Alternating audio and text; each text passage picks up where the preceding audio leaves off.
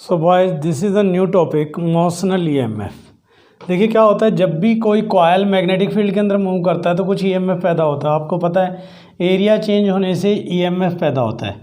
चलिए कैलकुलेट करते हैं क्या होता है। जैसे मान लो ये आपने एक नॉर्मल मैग्नेटिक फील्ड लगा रखा है, नॉर्मल मैग्नेटिक फील्ड, और आपके पास एक रेक्टेंगुलर कॉयल है, एक रेक्टेंगुलर कॉयल। सपोज कीजिए ये आपका एक रेक्टेंगुलर कॉयल है और ये रेक्टेंगुलर कॉयल, इसका साइड L और इसका साइड B बेटा इस डायरेक्शन में मूव कर रहा है विद अ वेलोसिटी V।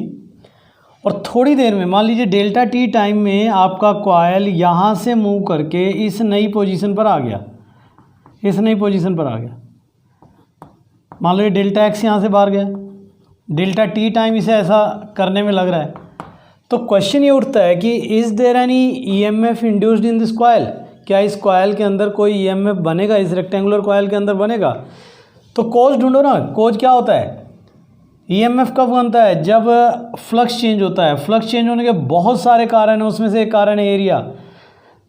देखो अगर आप पहली सिचुएशन देखो तो ये पूरा कॉयल मैग्नेटिक फील्ड के अंदर था, इतना पूरा एरिया। लेकिन अब नेक्स्ट सिचुएशन देखो तो इतना एरिया मैग्नेटिक फील्ड के अंदर है, यानी कि ये वाला हिस्सा मैग्नेटिक फील्ड से बाहर आ गया।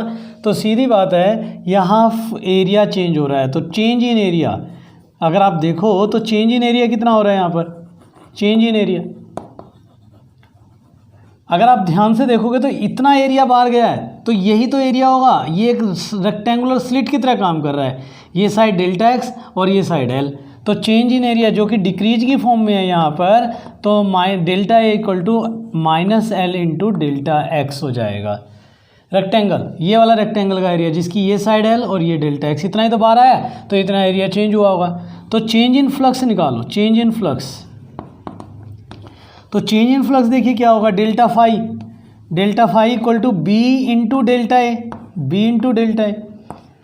तो minus B into L into delta X. तो ईएमएफ इंड्यूस्ड, बड़ा सिंपल सा केस है, ईएमएफ इंड्यूस्ड।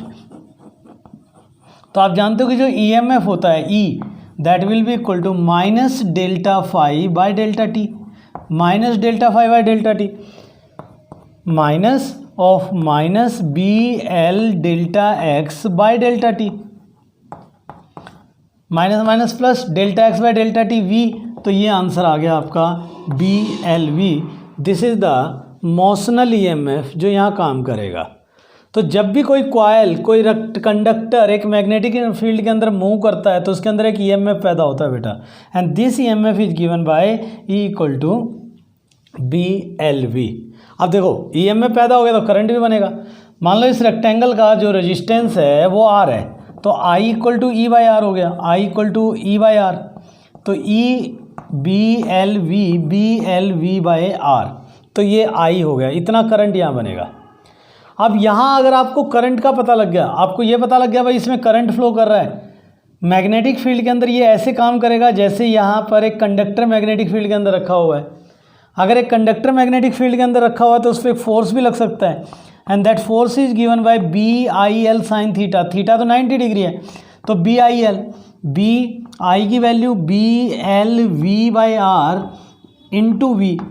तो इतना फोर्स इस कंडक्टर पर लग सकता है, B square L square, B square L into V square upon R, इतना फोर्स लग सकता है। मैं कुछ गलत कर रहा हूँ बेटा? बी आई एल है तो बी आई एल, यहाँ पर एल आएगा एल, तो B square L square V आएगा, B square L square V upon R. और कितना पावर जनरेट होगा यहाँ पे? पावर, फोर्स इंटू वेलोसिटी, तो B square L square V square upon R. This is the power that will be generated in this rectangular coil.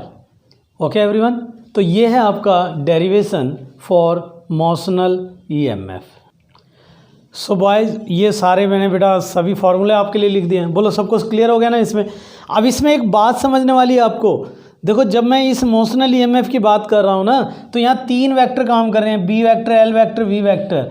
तो ये तीनों जो हैं एक दूसरे के परपेंडिकुलर होने चाहिए। बी एल और वी तीनों के बीच में 90 डिग्री का एंगल होना चाहिए, 90 डिग्री का। देखो जैसे मैग्नेटिक फील्ड यहाँ अंदर लग रहा है, कंडक्टर इस तरीके से है और वेलोसिटी ऐसे जा रही है। सपोज करो ये नॉर्मल मैग्नेटिक फील्ड लगा रखा आपने, ये नॉर्मल मैग्नेटिक फील्ड लगा रखा है, और एक कंडक्टर ऐसे है और वो इसी डायरेक्शन में मूव करने लगे, तो क्या कोई ईएमएफ होगा?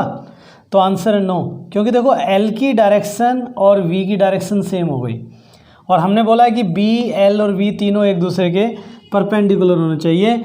अगर कभी ऐसा हो कि बी, एल और वी एक दूसरे के परपेंडिकुलर नहीं है, तो इन दैट केस कोई ईएमएफ वहाँ पर जनरेट नहीं होगा। ये आपको इंश्योर करना है, ये ध्यान रखना है। अब इसी में मान लो ये नॉर्मल मैग्नेटिक फील्ड लगा रखा है, ये नॉर्मल मैग्नेटिक फील्ड लगा रखा है बेटा आपने, और इसके अंदर एक कॉइल रोटेट करने लगे, मूव ट्रांसलेशनल मोशन की बजाय उसके अंदर एक रोटेशनल मोशन आ जाए, रोटेशनल मोशन आ जाए। जैसे ये कंडक्टर है भाई, ये कंडक्टर है जिसकी लेंथ एल है और इसका एज वी वेलोसिटी से मूव कर रहा है, लेकिन अब ये घूमने लगा है अपने एक्सिस के अबाउट इस तरीके से। तो अब क्या होगा?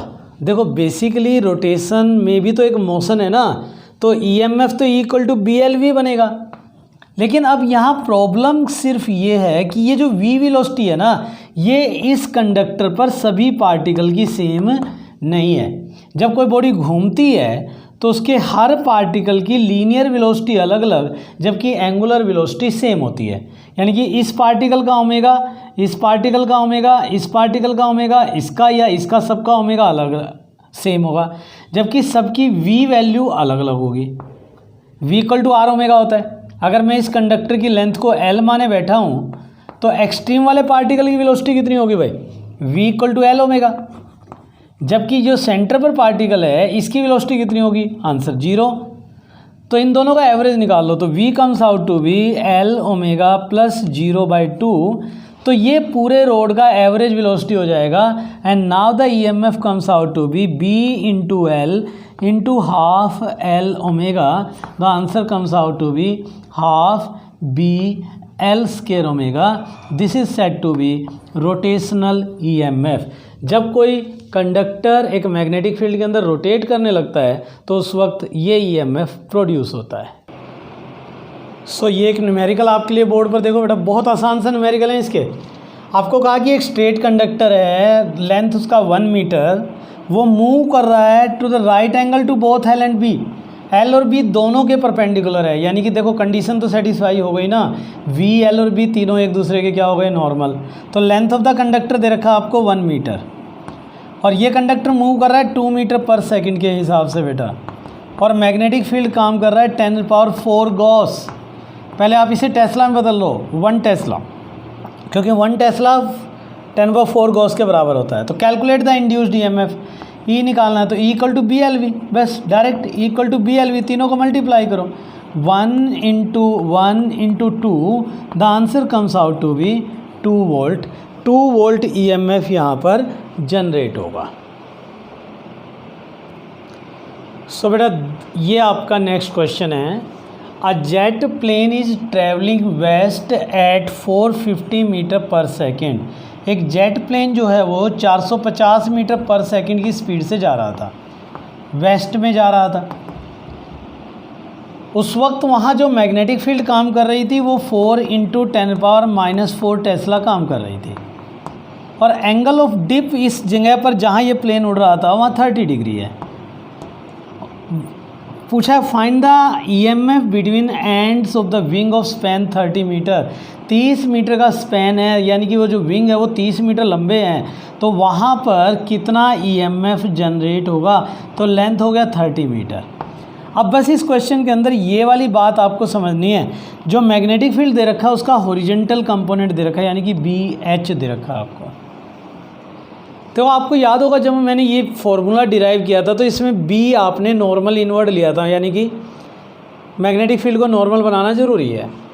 तो आप एक बात छोटी सी क्रैमिंग के लिए बोल रहा हूँ, जब भी किसी क्वेश्चन में एंगल ऑफ डिप गिवन हो, it is applicable more than 95% questions.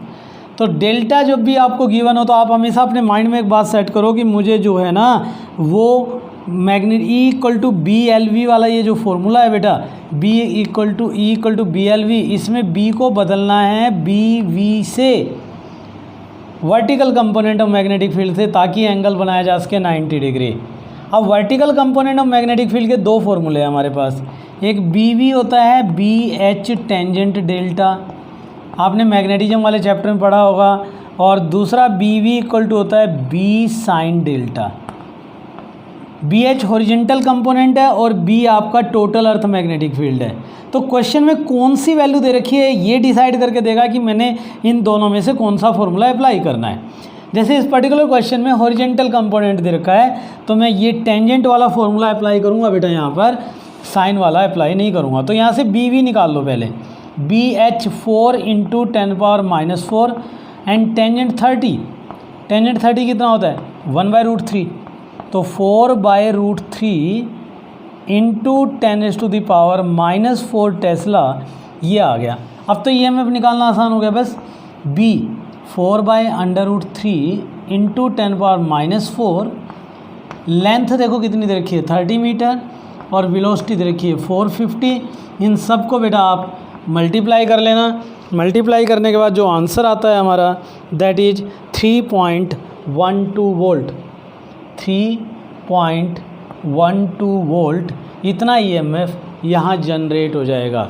तो इस पर्टिकुलर क्वेश्चन में आपको जो ध्यान देना है, जो ध्यान देने वाली बात है वो यही है कि क्वेश्चन के अंदर जब भी एंगल ऑफ डिप गिवन हो तो मुझे इस कंपोनेंट को, मैग्नेटिक फील्ड की इस वैल्यू को वर्टिकल कंपोनेंट में बदल देना है। अब वर्टिकल कंपोनेंट में कौन सी वैल्यू मुझे यूज करनी है, is it be H tangent delta या बी साइन डेल्टा, ये इस बात पर डिपेंड करेगा कि आपको कौन सी वैल्यू क्वेश्चन के अंदर गिवन है और कौन सी वैल्यू क्वेश्चन के अंदर गिवन नहीं है। सो स्टूडेंट, ये आपका नेक्स्ट क्वेश्चन है। A wheel with 10 metallic spokes each 0.5 metre long is rotated with a speed of 120 RPM। 120 RPM ये क्या दे रखा है आपको, अगर आप किसी ध्यान से देखो तो ये आपको फ्रीक्वेंसी गिवन है in a plane normal to the horizontal component of earth magnetic field of 0.4 gauss. ये क्या है बेटा, जैसे एक साइकिल का पहिया होता है, आपने देखा होगा ना, साइकिल का पहिया होता है उसके अंदर मेटेलिक के वायर लगे होते हैं, उन्हें स्पोक बोलते हैं। ऐसे ना 10 मेटेलिक स्पोक एक जगह पर लगे हुए थे, हर एक की लेंथ दे रखी है 0.5 मीटर, तो length of each spoke is 0.5 metre. ये रोटेट कर रहा है, horizontal component of the earth magnetic field जो यहाँ काम कर रहा है वो 0.4 गॉस कर रहा है।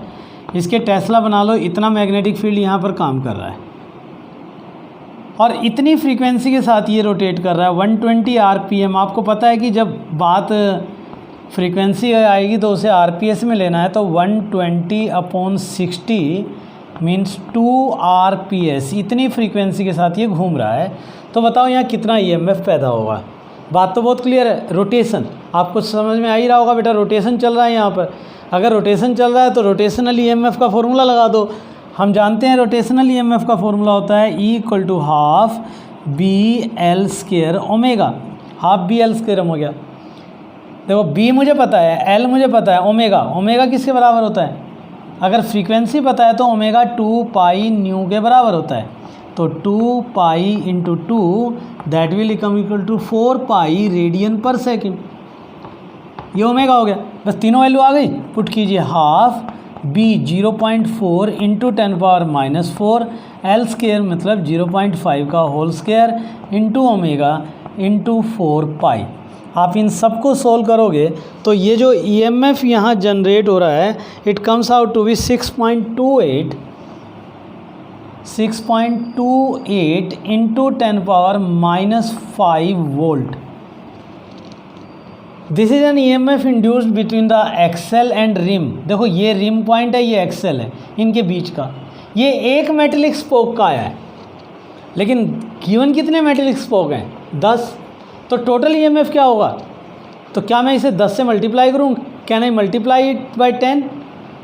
तो आंसर है नो, हमने इसे 10 से मल्टीप्लाई नहीं करना है, बल्कि ये सारे मेटेलिक स्पोक पैरेलल में हैं, इसलिए जो टोटल EMF है वो पैरेलल में सेम होता है। तो आपका आंसर एक मेटेलिक स्पोक के लिए भी यही होगा और 10 मेटेलिक स्पोक के लिए भी यही होगा। So answer is 6.28 into 10⁻⁻5 volt.